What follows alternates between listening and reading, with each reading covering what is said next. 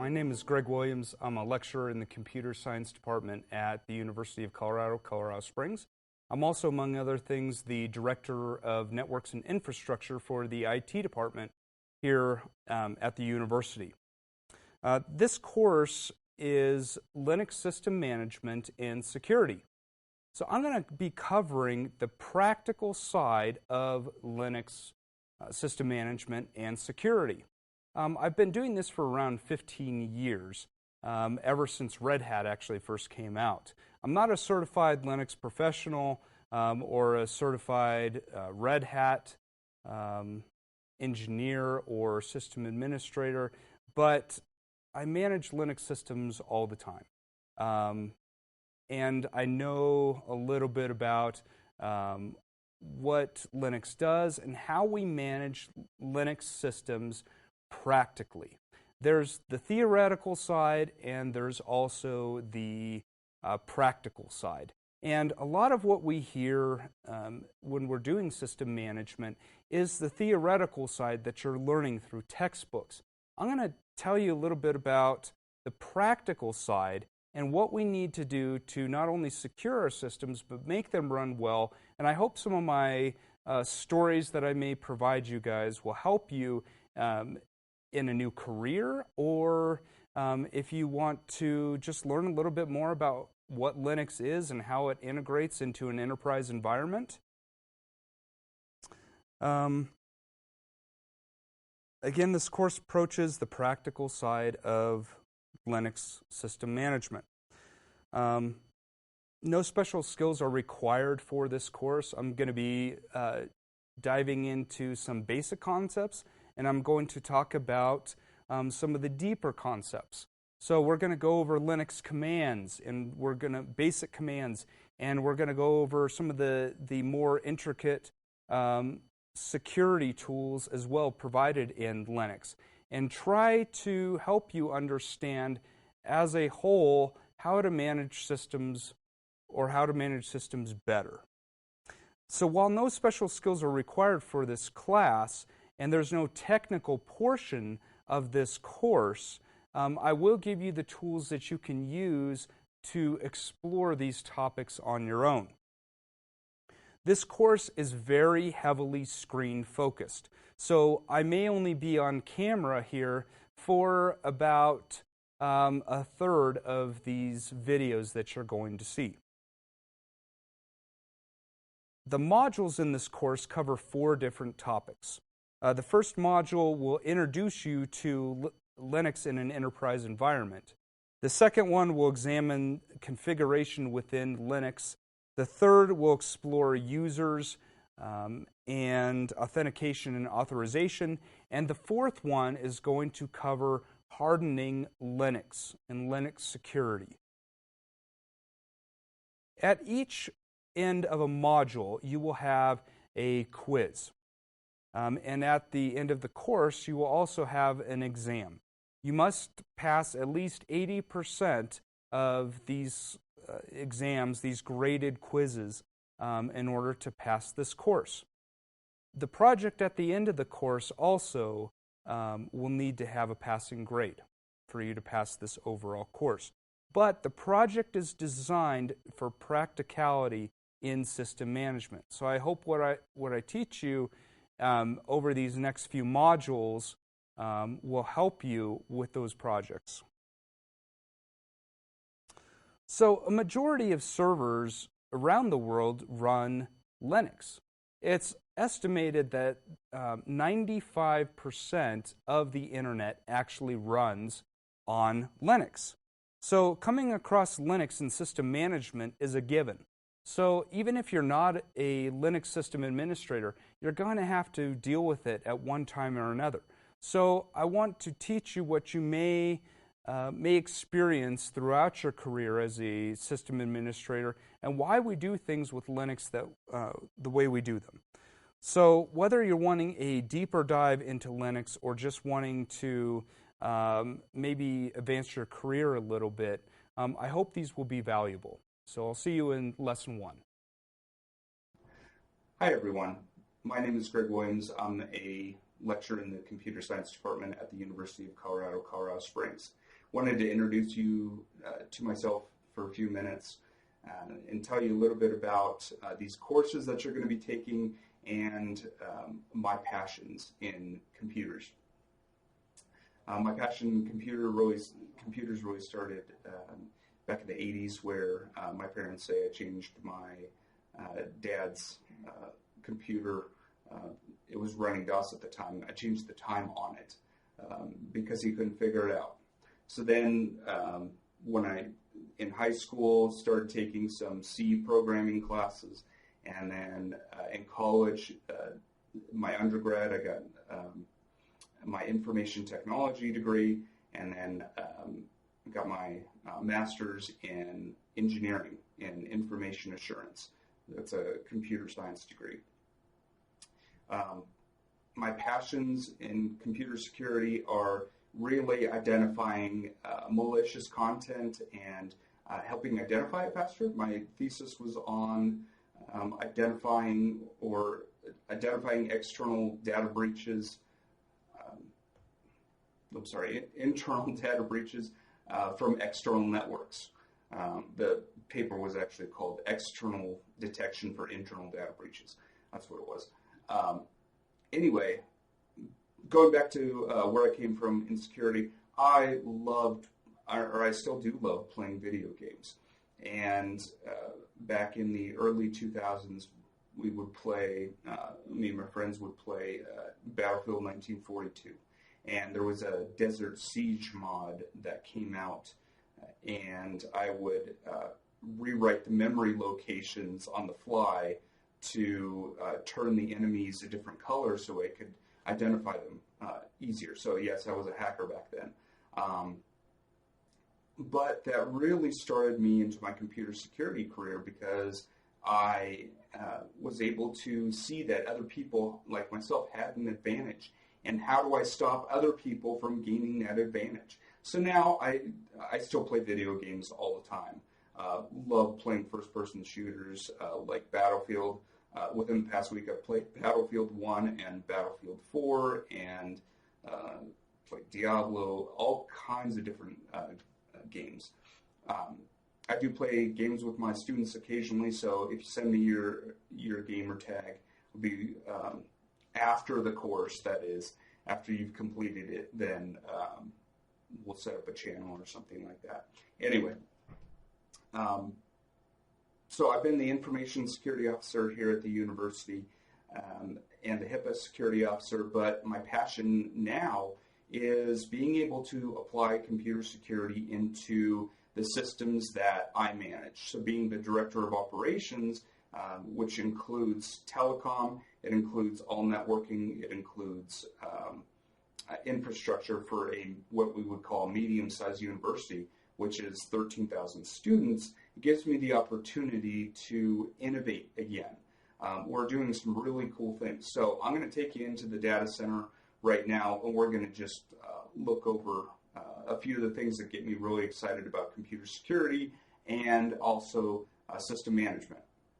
But before we do that, what I want you to understand is that everything that you're going to learn in these courses, if you're just taking the system management and security specialization, or if you're taking the computer security or the practical computer security specialization, what I want you to understand is that this is practical knowledge that I've had from years of experience. I live and breathe this stuff every day. You're going to walk into the data center here in a second and see that this stuff really does exist. This is really what I'm putting into practice, not just theory. My teams live and breathe this stuff too. So it's a combination of learning all the time, but also practicing. And I hope that you see that throughout these classes. Let's go take a look at the data center.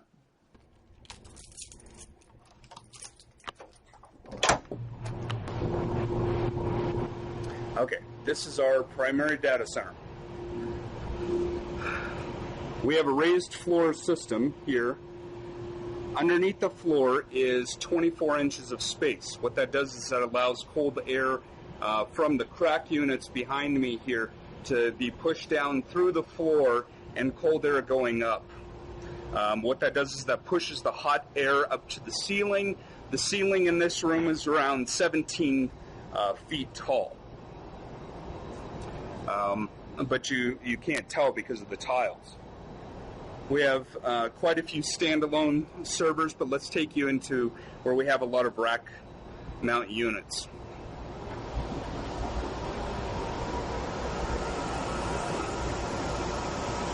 This is one of our newer racks. Each one of the racks here contains almost $500,000 worth of IT equipment in it. Very specialized hardware and software that goes into everything that we do here at the university. Systems like these run, and these down here run our media department's servers, and they store video on them. Standalone servers for random things.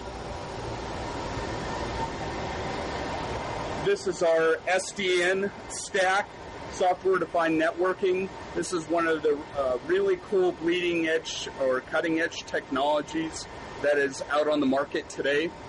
It's actually Cisco ACI.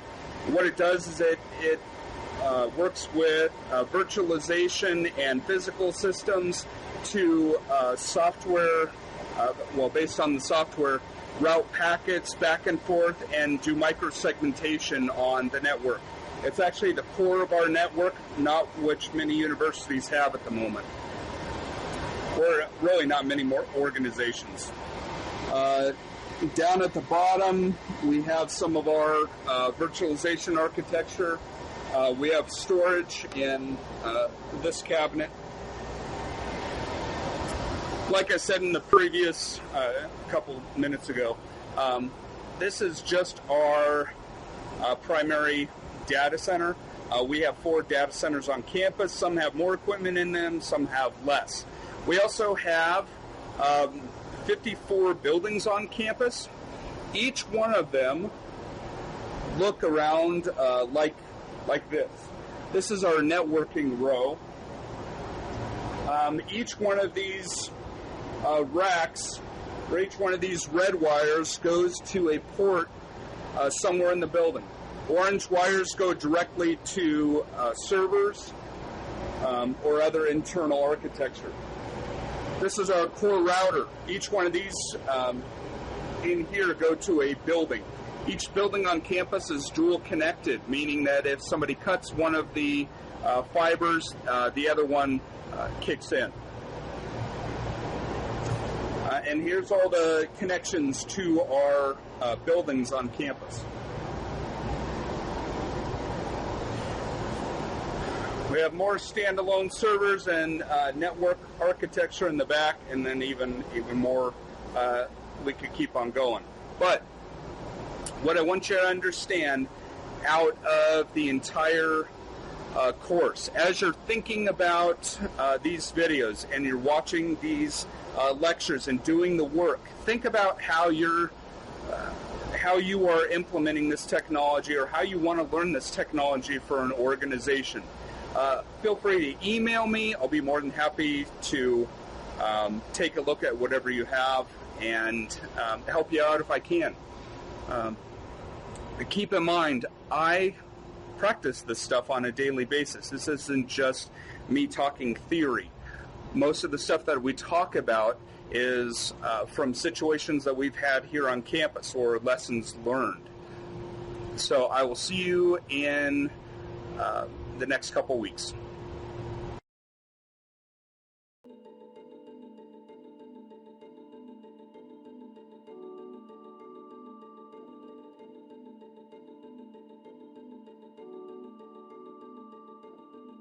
In today's lesson, we're going to talk about Linux in the enterprise.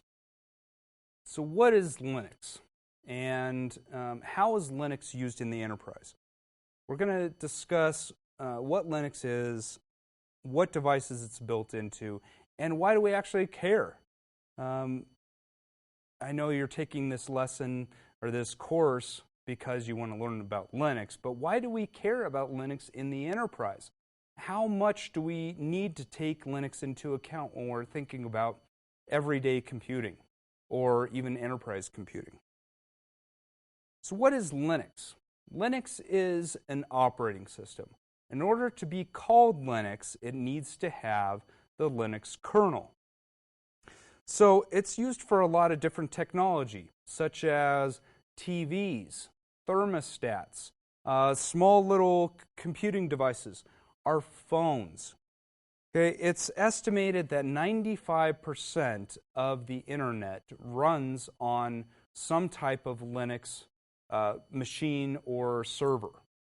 Okay, 99% of the supercomputers in the world run off of Linux. The others run off a couple different things like Unix, and there's some other operating systems. I think Solaris may be still out there. Anyway, 99% of supercomputers run off of Linux. Android, the operating system for our Android phones, okay, those are 2/3 of the world's phones. In the US, it seems a little skewed because Apple devices have become so popular. However, in most of the world, well, 2/3 of the world runs off of Linux phones, Android-based phones. So, brief history on Linux. So, back in 1983, Richard Stallman created the GNU project, spelled GNU. Okay, the goal was to create a basically Unix-compatible software system that was composed of free software. So in 1985, he founded the Free Software Foundation, which is still run today. He wrote the GNU GPL, which stands for the General Public License. So GNU is a recursive acronym, actually, that stands for GNU. GNU is not Unix. Okay, so GNU is not Unix. GPL is at version 3 today. Some people like it, some people dislike it. There's very opinionated posts from certain individuals in the Linux community that very much dislike it, and you can go out and search who those are. But it keeps on evolving. So in 1991, Linus Torvalds basically wrote the first Linux kernel, and it's still being used today. Started to take off in the 90s when it was adopted by larger corporations. So today, Linux keeps on evolving. We start to put it in absolutely anything. If we look at some of the operating systems that are out there for Linux, we actually see one of the smallest operating systems out there only runs on 50 megabytes. Compare that to your Windows machine that takes up almost 20 to 25 gigabytes of data. Linux can be morphed into nearly anything you want it morphed into. Okay, Linus Torvalds is still one of the primary contributors to the Linux kernel today. There are thousands of distributions out there and have been over the past, 25, 26 years that it's actually been out there. So why do we care? I guarantee you somebody has something right now, you right out there right now have something that runs on Linux. Whether that's a thermostat, or whether that's your TV, or a car, or music player, or all kinds of different things. So we need to understand how Linux works in order to integrate it into other systems. So industrial control systems, web servers, file servers, DNS, big data systems all can run on Linux. there's some things that Linux does really, really well, like web servers, for example. We run Apache, for example, or Nginx on Linux. I run large big data systems on Linux, for example, with Splunk. Okay? Linux can be used for all kinds of different things. Domain names system, for example, DNS. We run several Linux systems that run DNS for the university off of Linux. So what is Linux really good at? Well, you name it, there's probably something out there that somebody has an opinion on that Linux runs the best version of it. So maybe it's directory services, or maybe it's web servers. Somebody's going to have an opinion on it. I have always been of the opinion that you use the best software for the type of application that you need to run. So it doesn't matter if it's Windows, doesn't matter if it's Mac, doesn't matter if it's Linux. But there is something that somebody has an opinion about. And Linux can usually run all kinds of stuff. So Linux is really good at, you name it, a lot of different things. So web servers, Apache, Nginx, a lot of different things. It just takes time to figure out and program. With Linux, we need to take our time because Linux is very unforgiving. So if you do something in Linux, you generally can't back out of it, unless you're using virtualization technology, that is, and you have snapshots built into everything, or backups of stuff, which you should have anyway. So it just takes time to play with. Open source software is abundant. However, we need to understand how everything works together in order to make sure it's a good system. So some of the pitfalls of Linux. You have to understand how it works. So you need to take the time and invest in, is this upgrade that I'm going to do affect other software? So for example, I spun up, I have this very large security type system that's doing analysis on certain things. And I upgraded one of the packages. Well, that completely broke, and I couldn't undo it.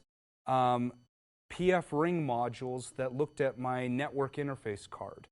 Okay, that split. PF-Ring is a software package that basically splits up the connection into multiple kernels, or multi-threaded instances of the network. So it splits up all my packets, okay, and processes them differently. Well, the primary focus of that system was to do security on network. So now I've broken the system because I upgraded one package. Now, it's much better today, but it takes time to learn how much time, it takes time, again, to figure out how all this stuff works. It's a different way of thinking, and we need to keep up with the technology. So in conclusion, a system administrator is going to encounter something Linux throughout their course of system administration, throughout their career. Well-versed Linux administrators are always in demand. Whether you get your Red Hat certifications, whether you're a Red Hat certified system administrator or a Red Hat certified system engineer, Red Hat certified engineer, or a Red Hat certified system architect, you're going to be in demand. Since Linux runs quite a bit of the internet and most companies run a lot of stuff on Linux, you will always have a career.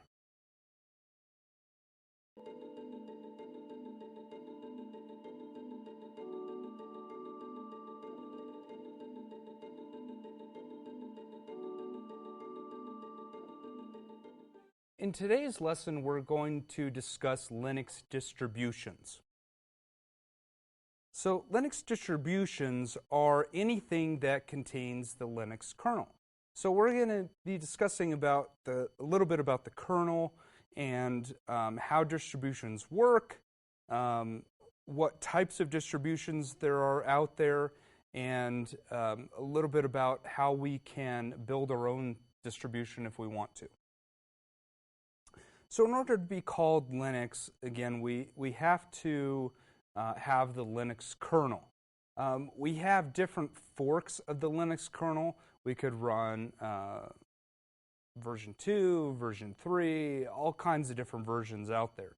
So the kernel is constantly being updated by hundreds of developers all over the world.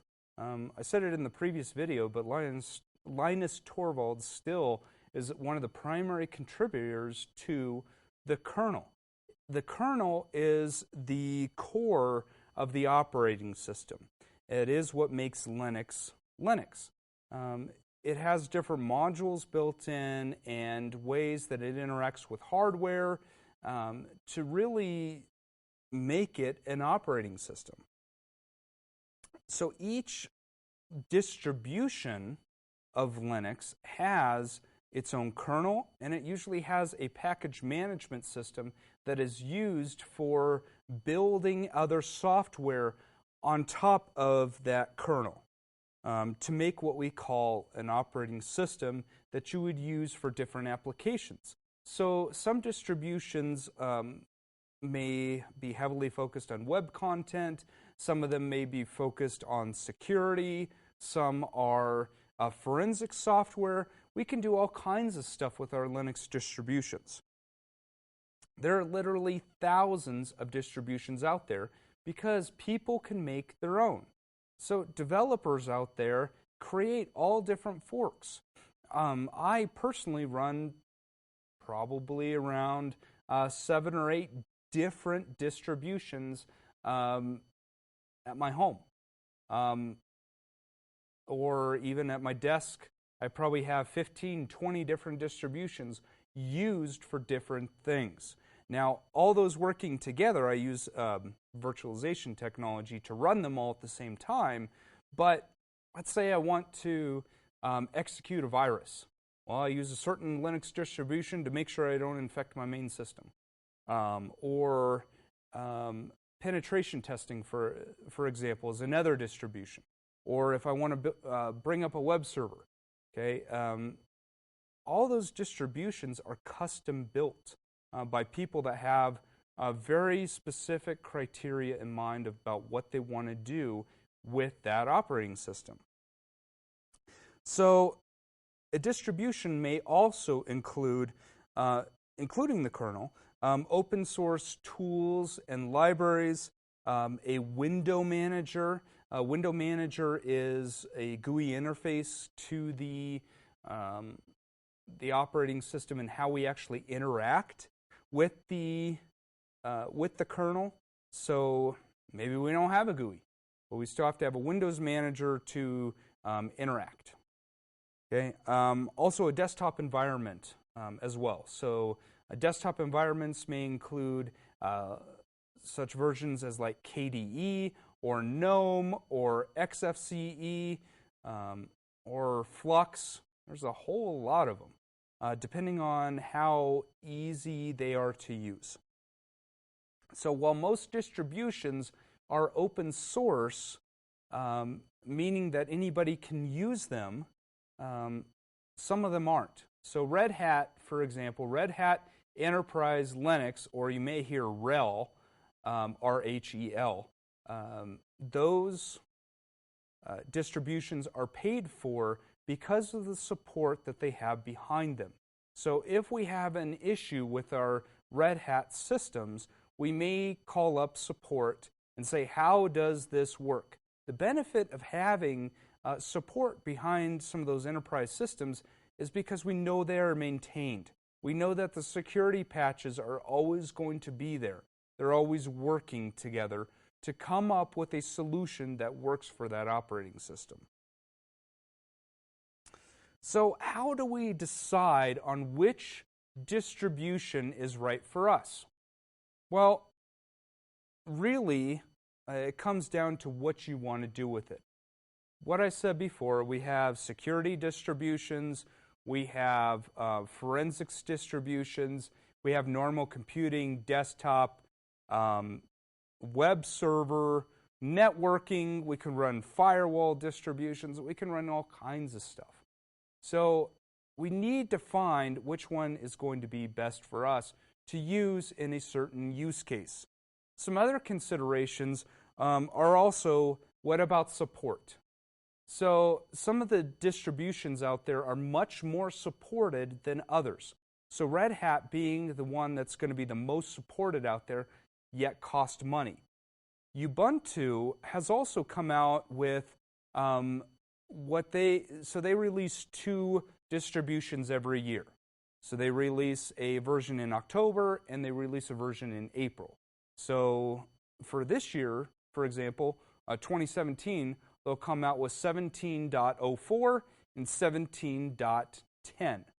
So in the even number of years, they release long-term support distributions, meaning that whatever they develop for that operating system and integrate, the packages that work with it will be supported for many years.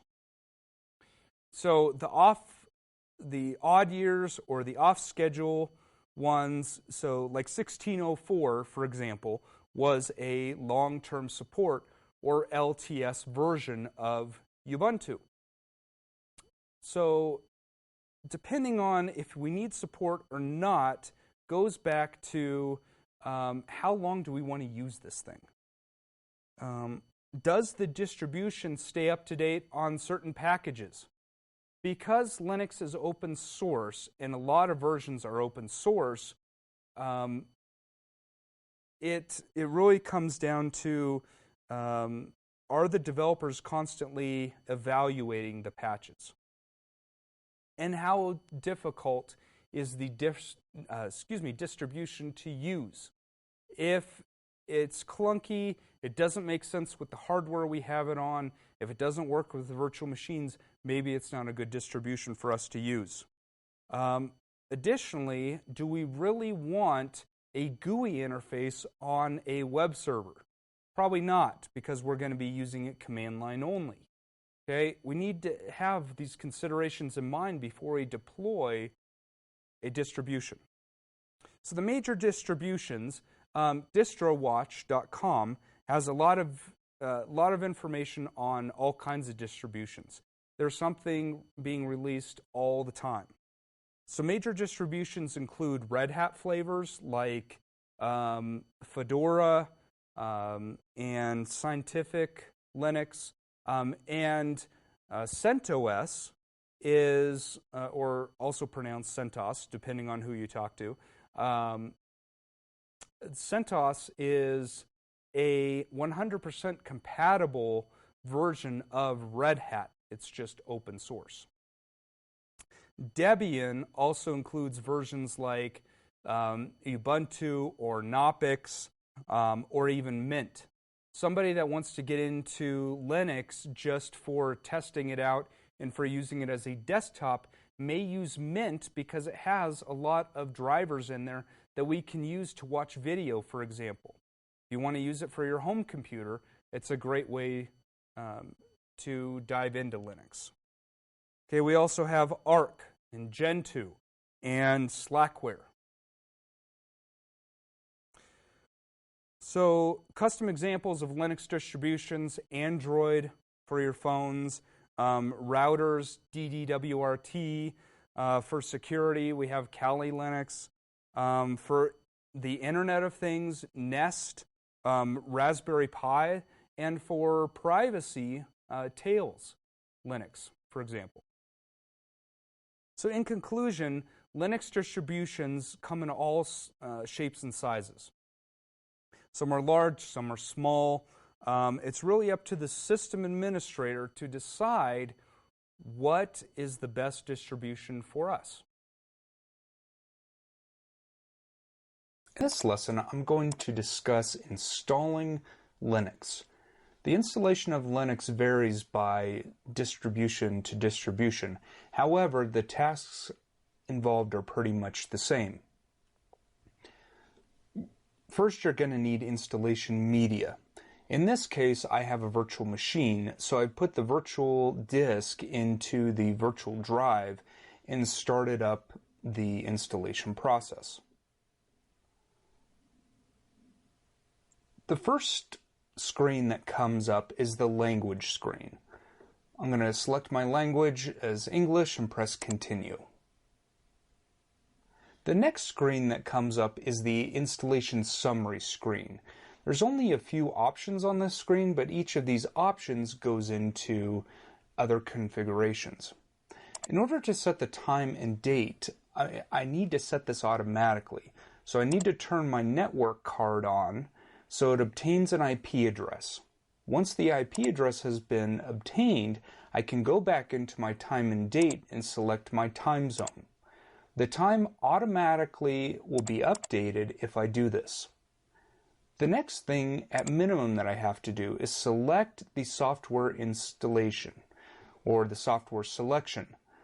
CentOS, which is this operating system, comes with a few options that I can use for various software to be installed in the system. Each one of them on the base environment allows me to select different software packages that will work with the server. The next screen shown here allows us to configure the virtual disk, or if you're running a physical disk, it'll show you all the physical disks that you have. If there's no space available, you can't install the operating system. So in this case, I need to delete volumes. This can be done manually by selecting the minus sign on the screen. If the disk is new with no information on it, I can select or click this button here, which is click here to create them automatically. Doing this will set the defaults for the disk. If you've selected manual volumes, it's going to show you the changes that you have made to the disk. Now that I've completed the basic installation options, I can start the installation. What this is doing in the background is it is installing the system. It's installing all the software that's needed based off of the selections that we chose, and it's configuring the system in general. One nice thing about this installation is it allows us to set up users and passwords for those users while the system is installing. So at the end of the installation, all I'm going to have to do is reboot the system and agree to the terms of use, and then just log in. So after I press reboot, it's going to start the booting process.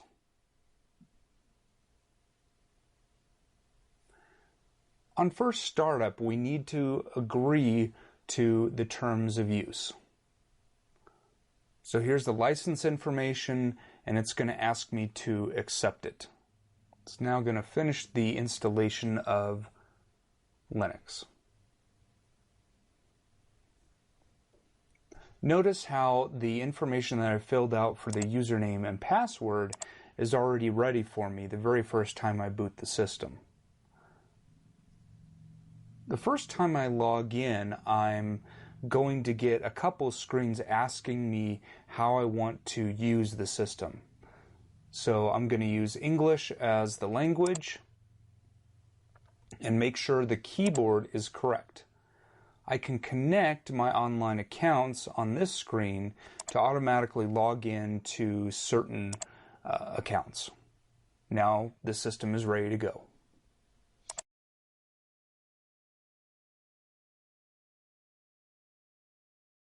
In this lesson, I'll talk about Linux and networking.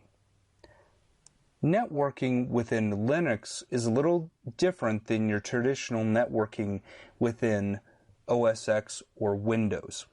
Traditionally, with Linux servers, we don't have a GUI, so we need to operate everything from a command line interface. That makes troubleshooting a little bit more difficult. When we're a Linux system administrator, we may be asked to statically set information on the network so that we can get to our server all the time. While DHCP provides us an IP address right away every time, it may provide us a different IP address every time.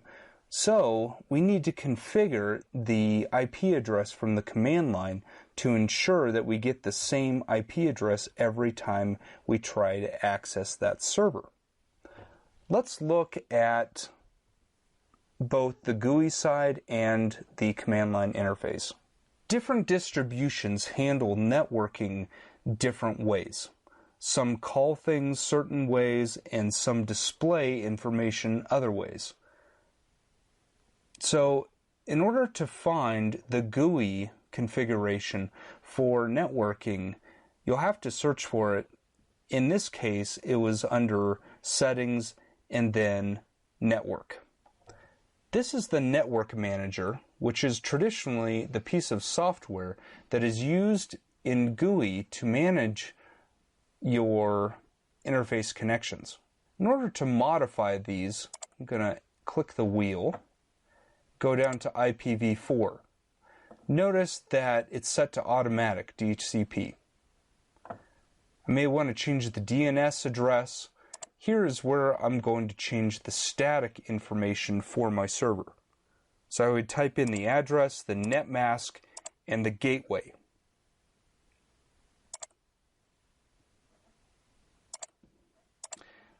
Now for the command line interface. In order to see what the interface is called, I need to look at what we have in the system. So I'm going to type in ifconfig, and you'll notice ENO with a number after it. This stands for Ethernet, onboard, and then the arbitrary number after it. Additionally, we have our loopback address, and we may have other different addresses in here for virtualization, for example. If I were to modify this interface, I'm going to type in sudo ifconfig and then the IP address.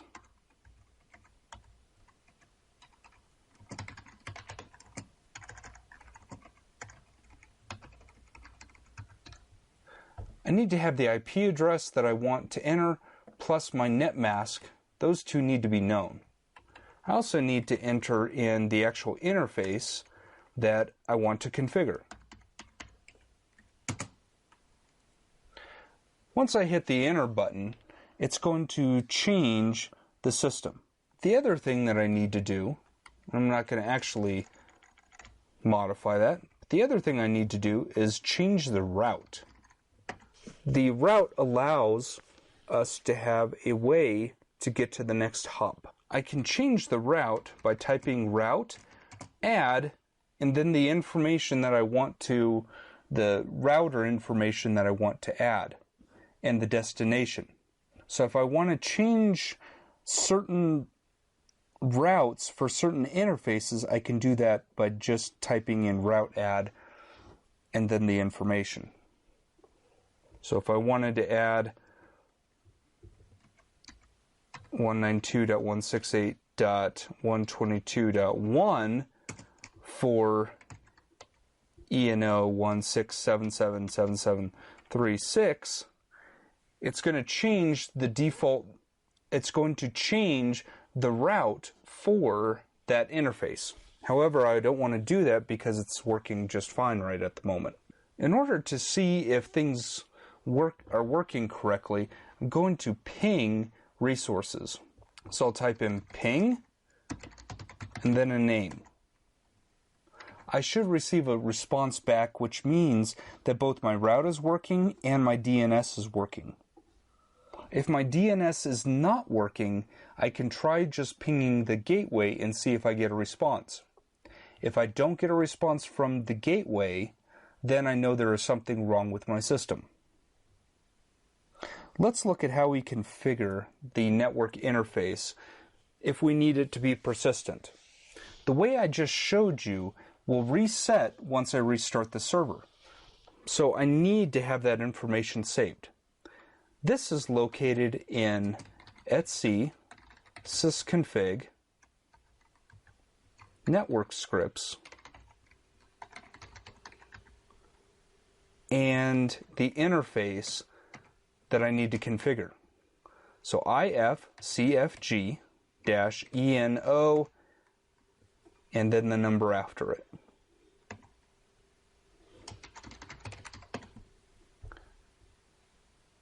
Here's the information on that interface. If I needed to set a static address, I'm going to change the boot protocol from DHCP to static. I'm also going to need to add the IP address information in netmask.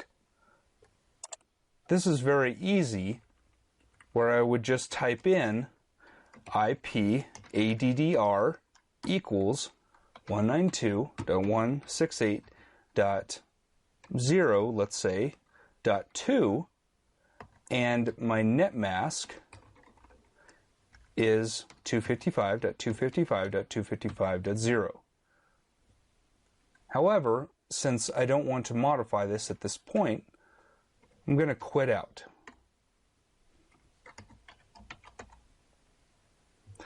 Now let's say that we want to protect certain resources. Within Linux, it's very easy to create another interface, especially virtual, and isolate certain resources. I can do this with firewalls and my interfaces, and by modifying the routes. You may see this in a more secure environment.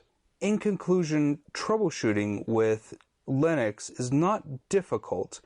However, you may have to learn additional commands in order to get familiar with the interface.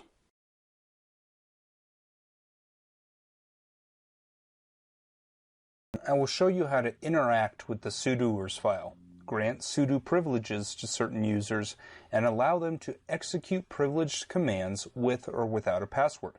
Sudo is a program that allows users to run programs on behalf of another user, typically the super user or root, and it can be configured by the sudoers file that specifies how sudo access is granted for a given user.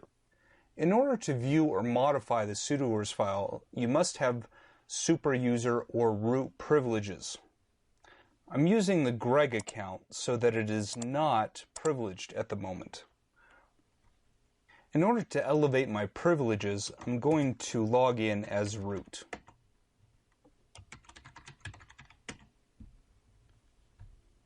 Now I am root. The sudoers file is located at etc/sudoers. The sudoers file should not be edited with a normal file editor, so we're going to use vi sudo.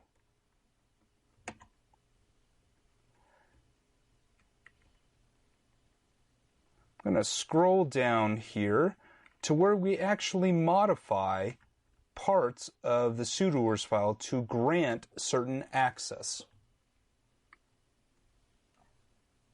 This line right here where it says root all equals all in parentheses and then it has a tab and it says all again means certain things. This line means that any user with the username of root has access to execute all commands if the root password is entered.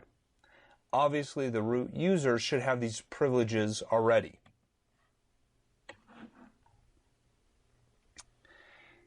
Each line should have the following elements. First, the user the line applies to here is called root.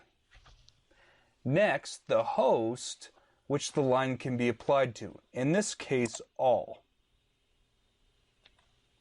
This is useful if you're copying the file from system to system. Next, the equals all specifies the users which the person running the sudo command must be. In this case, all users. And finally, the commands which the specified user can run, in this case, all commands. Let's add a user here. So I'm going to press I for insert because I'm in VI. I'm going to type in Greg_test. I'm going to hit the tab button, not the space button. Tabs must be used here instead of spaces in order for the file to work correctly. Okay, so I'm going to execute the same commands. All equals all in parentheses, tab, all. Okay, so let's right quit. Now that I've saved the file, let's try to access VI sudo from what I just created.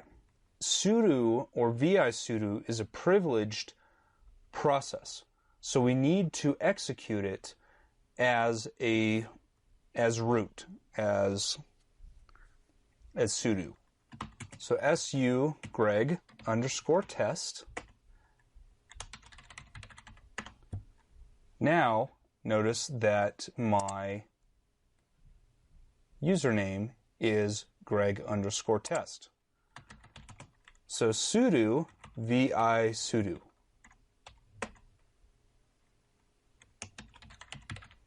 Enter my password again for Greg test. Hit enter, and now I have access to the sudoers file. Let's say that we don't want to have all users use full super user privileges all the time. So now let's modify Greg test 2 in order to run fdisk without a password.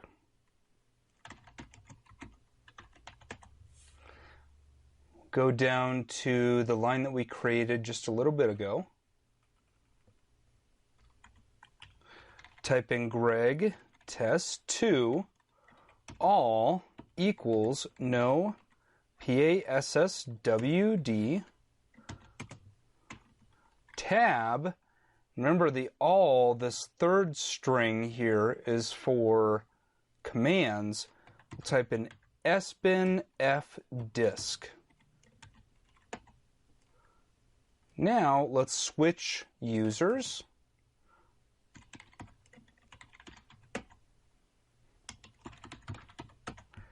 And see if we can't run that command.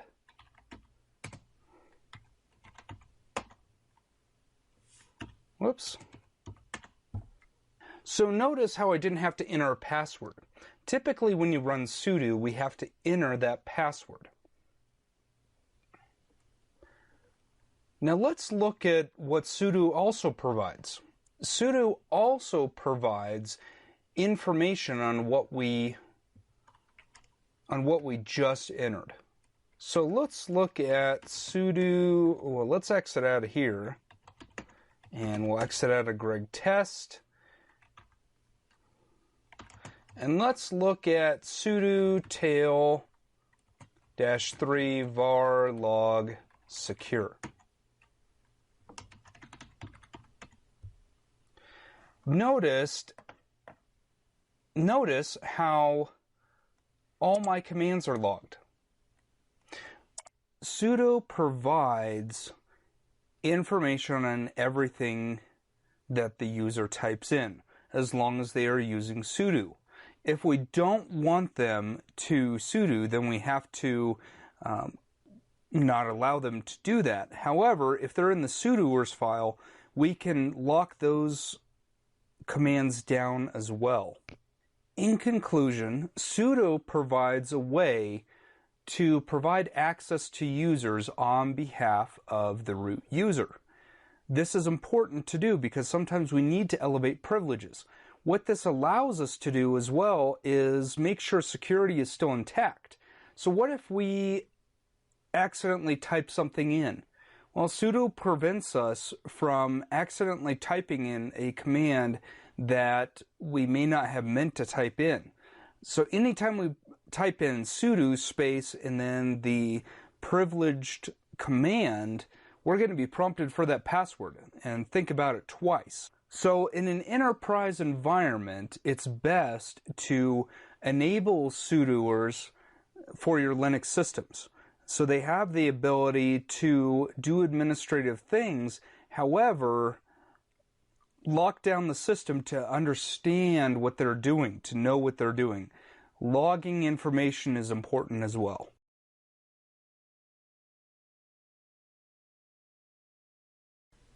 In this lesson, I'll discuss SSH, or Secure Shell. I'll discuss what SSH can do and how we practically keep it safe from attackers. SSH is turned on by default on most systems. We can check that it's running by typing in ps aux grep SSH. The SSH daemon here, located in user sbin sshd, is running. It's very easy for us to test if SSH is running on a remote host. It's so easy because typically SSH runs on port 22. We'll discuss how to secure it in a little bit. SSH has many security features built in. SSH is capable of shell access, file transfers, executing remote commands, port forwarding and tunneling, creating VPNs, forwarding X displays, that's our GUI, encrypted proxy browsing via the SOCKS protocol, and mounting remote directories. Typically, a system administrator is going to use SSH to copy files. This comes in the form of SCP. SCP works nearly the same way as SSH, but there's other things that we can do with SCP. We can actually transfer files and zip them up at the same time over SCP. I've done this with numerous systems, and it saves a lot of time in the long run if we're backing up systems. The command SSH looks like this: SSH username at hostname. Okay. We could also issue command after it if we want to. So we could say ls-l if we would like, without the square brackets. File copying via secure copy, or SCP, is as simple as typing SCP, the file name, user at host, colon, home, or wherever you want, wherever your files are located, home, user, file name here. Okay, this is based on Secure File Transfer Protocol, or SFTP, but it's not meant to replace RCP.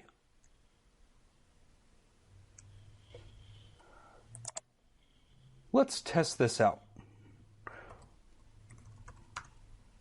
Look up my IP address by typing ipconfig.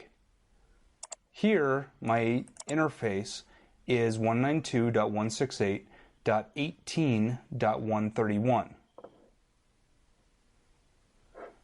I'm going to go over to another distribution called Kali Linux. Kali Linux is a security distribution aimed at penetration testing.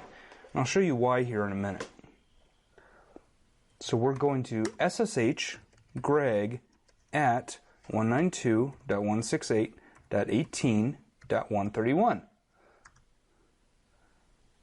It's also going to ask me the first time that I establish a connection what the fingerprint of the machine is.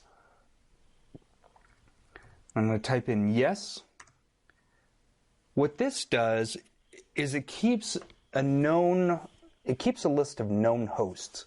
This way, if a server were ever compromised, or if I ever tried to connect to this IP address again, and the 256 SHA hash here doesn't match when I